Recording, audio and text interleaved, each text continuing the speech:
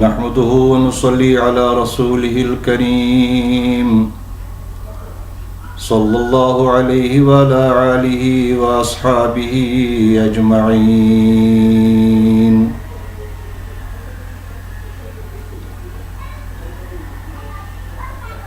چودہ اگست کا دن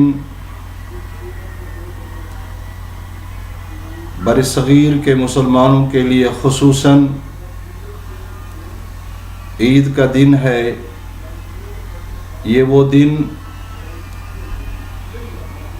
جب اسلامی جمہوریہ پاکستان کے وجود کا اعلان ہوا تھا اور یہ لیلۃ القدر تھی جب اس کا اعلان ہوا. بلا شبہ مدینۃ المنورہ کے بعد یہ دوسری ریاست تھی جو دنیا میں نظریہ اسلام کے بارے میں قائم ہوئی تھی. ہمارے بزرگوں نے جو سال ہر سال قربانیاں دی تھی اور ان قربانیوں کا نتیجہ اللہ تعالیٰ نے یہ نعمت عظمیٰ برصغیر کے مسلمانوں کو عطا فرمایا. یہ پاکستان کسی تھالی میں ہمیں نہیں ملا، مفت میں نہیں ملا. یہ تاریخ کے اعتبار سے 30 لاکھ سے زیادہ مسلمانوں کی قربانیوں کا نتیجہ تھا اور ان کی جو سیکریفائسز تھیں، قربانیاں تھیں، اللہ تعالیٰ نے اس کے عوض یہ ملک ہمیں دیا تھا.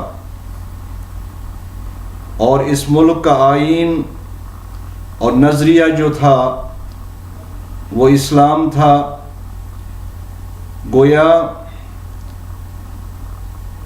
خلافت عثمانی کے ٹوٹنے کے بعد اللہ تعالیٰ نے اس کا وجود بخشا تاکہ خلافت اسلامی سرزمین پاکستان میں قائم ہو. اور یہ خلافت راشدہ کے بعد چھٹی خلافت ہوگی، جو خلافت رسول پاک صلی اللہ علیہ وآلہ وسلم کے حدیث کے مطابق علی منہاج النبوہ پہ قائم ہوگی.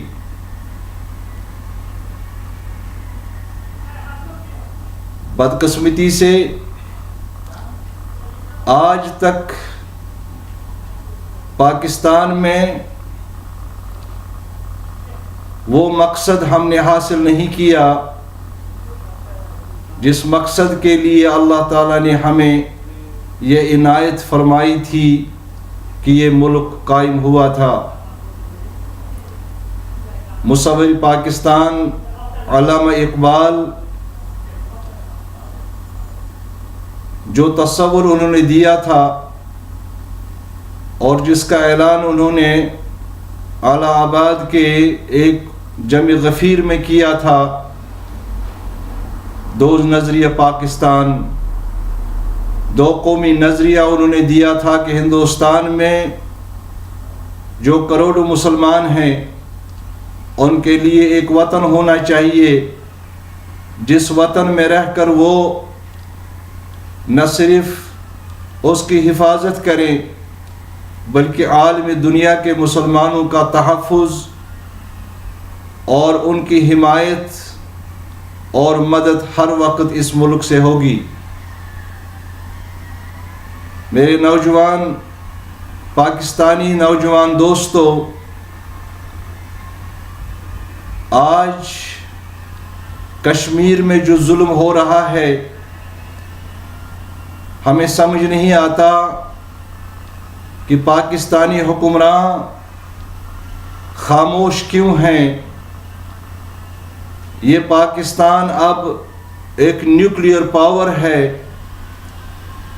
اور ہمیں کسی قسم کی کوتاہی نہیں ہے کہ اگر ہم مظلوم کشمیریوں کی عملی مدد کریں۔ پاکستانی حکمرانوں نے یہ الفاظ گڑھ لیے ہیں کہ ہم کشمیریوں کی اخلاقی اور سیاسی مدد کرتے رہیں گے، مگر آج تک